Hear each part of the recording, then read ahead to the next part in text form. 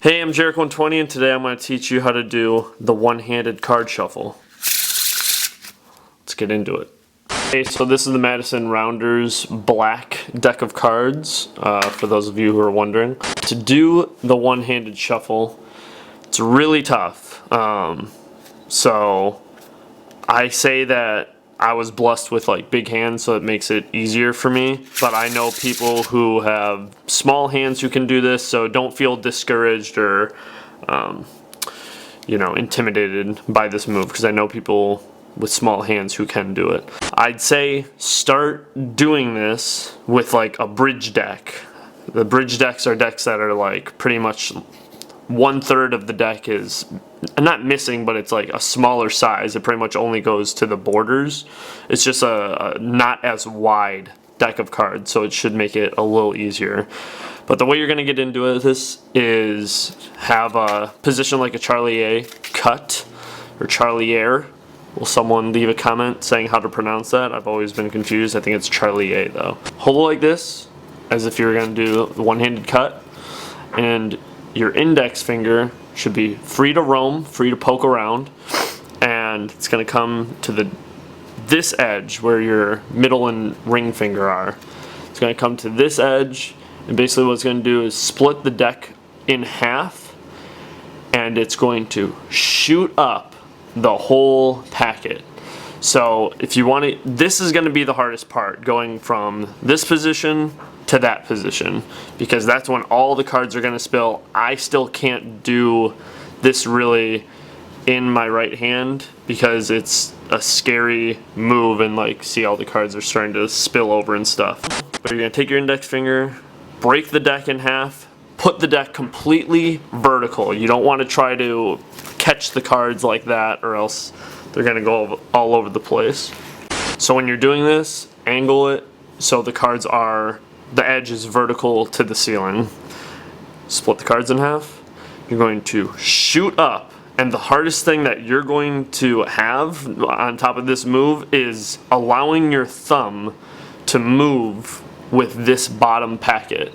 You're going to feel like you want to stick to this packet, and you need to just let go for a split second to get your fingers to where they need to be. I suggest maybe take 2 rubber bands, put a rubber band around half the deck and then another rubber band around the other half, and just practice doing this move where it comes up, and once you get used to that, take one of the rubber bands away.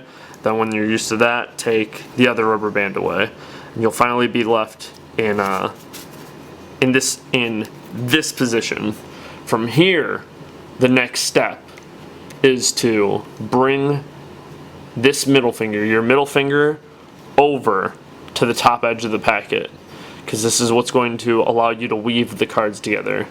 It doesn't have to be much, just enough to support these cards from not spilling over. And you're going to then glide this finger, these 2 fingers, your thumb and your index finger, upwards, while these, pretty much just focus on these going up. You want to get your middle finger to be at this top corner pip. And hopefully what that does in the process is mesh those packs of cards together. So that's all I did, is I brought it up there. From here, that's going to be another difficult thing too, is you're going to be grinding away trying to find how to get these cards to actually morph and meld and molt and all type of M words together. So once they finally do blend and shuffle into each other, you're going to then open up your hand pretty much entirely and let this packet rest in your hand. With your thumb, you're going to push your thumb this way towards the pack, just enough to where you can feel these 2 edges coming together. So once you feel them together, then you can end the shuffle. But they're not together, because even in this position, only the bottom corners are together. These 2 pieces are not. So you're going to have to open up, don't mind those cards, and you still have to get them to just connect, just touch. And as soon as they do touch, you can go through with the bridge. Again, this is an extremely difficult flourish. I took 3 weeks learning how to do this. Take your time, come back to it, practice with rubber bands. Maybe when you're doing the rubber band thing, put them this way, because that should allow you to still be able to grind the packets into each other and shuffle them.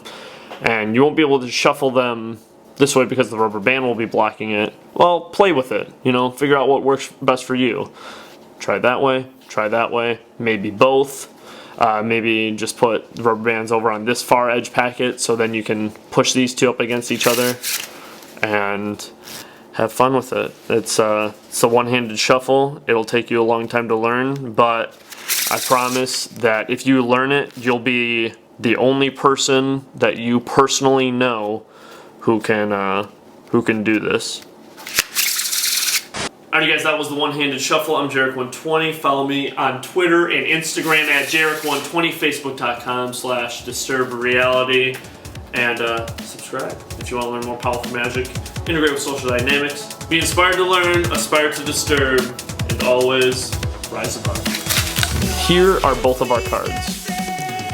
You're going to push off one off the second one and square them up. I have a boner, so pick a card. No, I'm good, thanks. No, I'm good, I'm good. I'm for